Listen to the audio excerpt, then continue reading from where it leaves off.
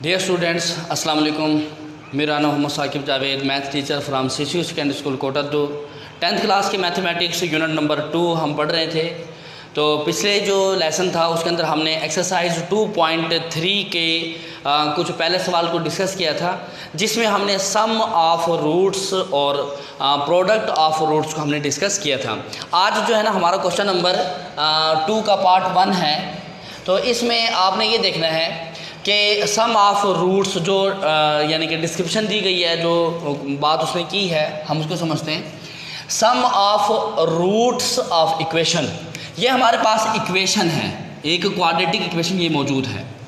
2kx² - 3x + 4k = 0 equation है। Is twice the product of roots, यानी कि इस इक्वेशन का जो सम ऑफ रूट है ना वो इस इक्वेशन के प्रोडक्ट के दुगने के बराबर है। आपने ना सबसे पहला काम जो करना है इन क्वेश्चंस के अंदर, जो आपके पास इक्वेशन दी गई है ना, आपने उन इक्वेशन के सम और प्रोडक्ट मालूम कर लेने हैं। यानी कि यहाँ पे मैं लिख दूँ a = 2k, b = -3 और c = 4k। हमारा जो मतलब होता है वो सिर्फ x से होता है। x² का कोएफिशिएंट a 2k है, x का कोएफिशिएंट b -3 है और आखिर वाला कांस्टेंट 4k। तो हम यहाँ पर जो मालूम करते हैं वो क्या लिखते हैं, सम ऑफ रूट्स, सम ले रहे हैं यानी कि अल्फ़ा प्लस बीटा। तो अल्फ़ा प्लस बीटा हमने कल जो डिस्कस किया था उसके मुताबिक अल्फ़ा प्लस बीटा किसके बराबर होता है, -b/a के बराबर होता है। तो इसका आंसर आ जाएगा 3/2k, यानी कि ये माइनस है और ये 3 का भी माइनस है, तो माइनस माइनस प्लस हो जाएगा। 3/a की वैल्यू 2k। इसके बाद हम यहाँ पर राइट करते हैं प्रोडक्ट ऑफ रूट्स, यानी कि अल्फ़ा बीटा = वो किसके बराबर था, c/a के बराबर था। तो c की वैल्यू 4k और a की वैल्यू 2k विच इज़ = 2 के बराबर आ जाएगा।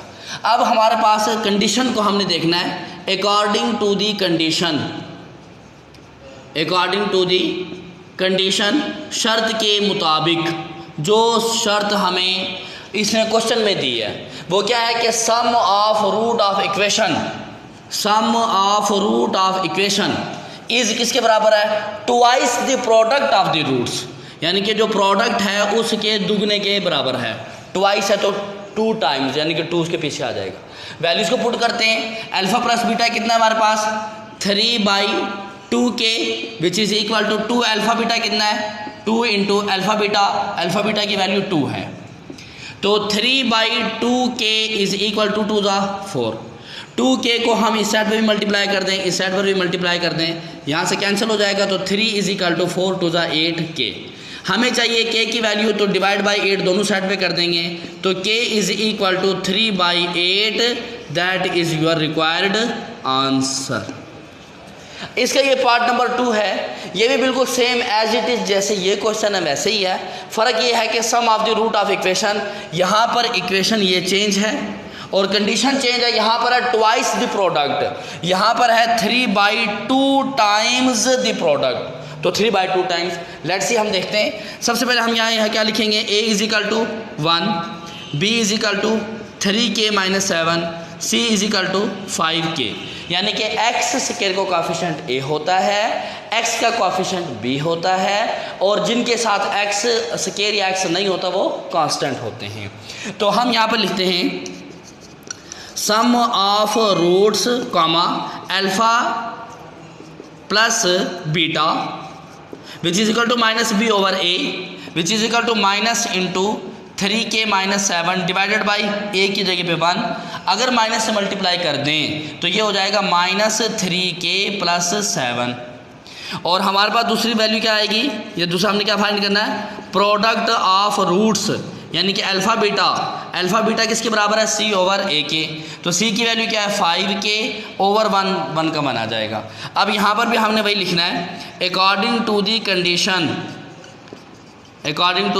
कंडीशन, जो क्वेश्चन के अंदर जो हमें शर्त दी गई है उस शर्त के मुताबिक sum of roots alpha plus beta बराबर है इस इक्वेशन का इज़ 3/2 टाइम्स द प्रोडक्ट, जो प्रोडक्ट है उसके वो 3/2 टाइम्स के बराबर है, तो 3/2 टाइम उसके पीछे आ जाएगा। वैल्यूज़ को पुट करते हैं। अब अल्फ़ा प्लस बीटा कितना है, -3k + 7 which is equal to 3/2 into alpha beta कितना है 5k, तो -3k + 7 इज इक्वल टू 3 से मल्टीप्लाई किया तो 15k डिवाइड बाई 2 से हम बोथ साइड को मल्टीप्लाई कर देते हैं तो -6k + 14 is equal two cancel 15k। अब हम इस 6k को उस साइड पे ले जाएं, 14 is equal to 15k + 6k, तो ये हमारे पास क्या आ जाएगा 14 इज इक्वल टू 16 + 5 21k। हमें चाहिए k की value divide by 21 both side पे कर देंगे, ये कैंसिल हो जाएगा। k इज इक्वल टू 7 पे कट करें, 7 2 14 7 3 21, that is your required answer आ गया आपका कि 2/3k की वैल्यू हमारे पास बनती है। सम of the square of, question change हो गया है, सम of square of roots of equation, ये हमारे पास इक्वेशन है। अब हमारे पास इक्वेशन ये है। अब आपने क्या करना है, जो आपके पास जो इक्वेशन है ना, जो भी दी गई होगी, आपने उस इक्वेशन का सबसे पहले सम ऑफ रूट और प्रोडक्ट ऑफ रूट निकाल लेना है। तो यहाँ पर a की वैल्यू कितनी है 4k, b की वैल्यू कितनी है 3k और c की वैल्यू कितनी है -8, यानी कि x स्क्वायर के साथ a, x के साथ 3k b और -8। तो यहाँ पर हम लिख देते हैं कि sum of roots comma alpha plus beta is equal to किसके बराबर होता है -b/a, ये हमने कल फाइंड आउट किया था। तो -3k ओवर 4k, k से कैंसिल हो जाएगा, बाकी क्या बचेगा -3/4। इसके बाद हमने क्या फाइंड करना है, इसका प्रोडक्ट ऑफ रूट्स, यानी कि alpha beta is equal to c/a, तो c/a -8/4k, अगर 4 से डिवाइड कर दे 4 1 4 4 2 8, तो -2/k की वैल्यू आ जाएगी। अब यहाँ पर भी हमने लिखना है कि अकॉर्डिंग टू दी कंडीशन, शर्त के मुताबिक, अकॉर्डिंग टू दी कंडीशन, जो हमारे पास शर्त है उस शर्त के मुताबिक। शर्त क्या है, सम ऑफ, सम करें, जमा करें किसको, स्क्वायर्स ऑफ रूट। आपके पास जो रूट है वो क्या है, अल्फ़ा बीटा है ना रूट, तो अल्फ़ा का भी स्क्वायर और बीटा का भी स्क्वायर, उनको सम कर दें, तो alpha square plus beta square sum of root of the equation is 2 is equal to, वो आखिर में जो लिखा है वो 2 के बराबर है। तो अब आप यहाँ पे ये देखें कि alpha square plus beta square कोई फार्मूला नहीं बनता। फार्मूला कब बनेगा, अगर alpha square plus beta square plus 2 alpha beta आ जाए, यानी कि a की 2 जमा b की 2 जमा 2ab, फार्मूला बन गया यहाँ तक। लेकिन आपने अपनी मर्ज़ी से इसको फार्मूला तो बना दिया, लेकिन यहाँ पर एक टर्म यानी कि ये +2 अल्फ़ा बीटा ऐसा है जो कि हमने इसको फालतू में इसको ऐड किया है। जिसको हमने फालतू में ऐड किया है तो हम उसको बराबर करने के लिए -2 अल्फ़ा बीटा भी राइट कर देंगे, ताकि वो ऊपर वाली टर्म पे कोई फ़र्क ना पड़े। यानी कि +2 अल्फ़ा बीटा लगाकर फार्मूला बना दिया, -2 अल्फ़ा बीटा लगाकर उसको हमने यानी कि इक्विलिब्रियम में लेके आके उसको मतवाज़न कर दिया, बैलेंस कर दिया, इज़ इक्वल टू 2। अब यहाँ तक फार्मूला बन गया अल्फ़ा प्लस बीटा का, ये बन गया होल स्क्वायर, माइनस ये ऐसे आ जाएगा -2 alpha beta is equal to 2। Values को पुट करते हैं। अब अल्फ़ा प्लस बीटा कितना है, -3/4 का whole square, -2 into alpha beta कितना है -2/k which is equal to 2। अब -3/4 का होल स्क्वायर है, तो माइनस का जो स्क्वायर होगा पॉजिटिव हो जाएगा, 3 का स्क्वायर 9/4 का square 16, minus minus plus 2 2 4/k which is equal to 2।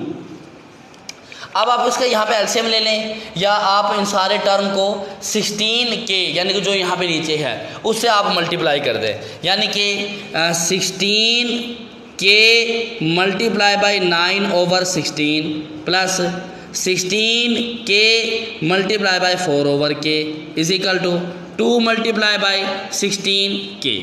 सबसे हमने मल्टीप्लाई कर दिया। अब यहाँ से ये 16 और ये 16 कट ऑफ, बाकी यहाँ पे क्या बचेगा 9k बच जाता है हमारे पास, यहाँ पे 9k।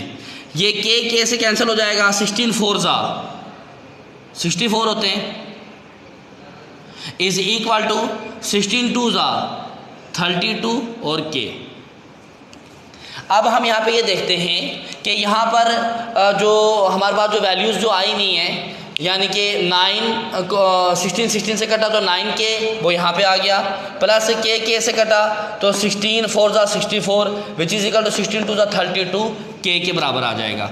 अब हम एक वैल्यू को वहाँ पे ले जाएं, 64 is equal to 32k minus 9k। अब 32 में से 9 को अगर हम माइनस कर दें तो 32 में से 23 आ जाएगा, 23k। हमें चाहिए k की वैल्यू डिवाइड बाय 23, इधर कर देंगे डिवाइड बाय 23, इस साइड पे कर देंगे, ये कैंसल, तो k is equal to 64/23, that is your required answer. अब ये वाला जो क्वेश्चन है, जो नेक्स्ट जो सवाल है वो बिल्कुल इसी तरीके से है। यहाँ पर आखिर में इज़ 2 है तो यहाँ पर इज़ 6 है। लेट्स से हम देखते हैं, लेकिन यहाँ पे जो इक्वेशन है वो ये इक्वेशन है, यानी कि a की वैल्यू 1, b की वैल्यू -2k, c की वैल्यू 2k + 1।